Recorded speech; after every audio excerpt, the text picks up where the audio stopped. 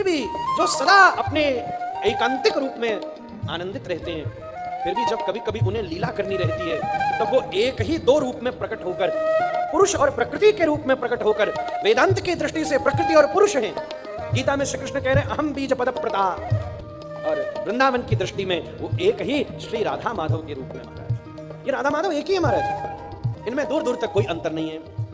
ये राधा रमण एक ही है।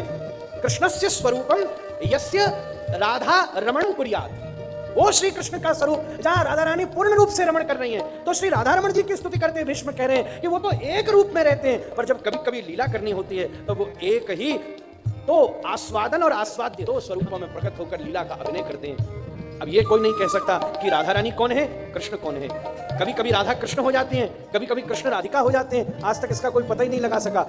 अगर कृष्ण आस्वाद्य हो जाएं, जब किसी को आस्वाद्य कृष्ण है, आस्वादक राधिकाएं, कृष्ण को आस्वादक होना हो तो वो राधिका हो जाते हैं और प्रिया जी कृष्ण हो जाती हैं, और दोनों को अगर दूसरा भाव करना हो तो ये परिवर्तित होते रहते हैं। इसलिए आज तक ये कोई जान ही नहीं सका कि श्याम बने हैं राधिका कि राधा बन गई श्याम।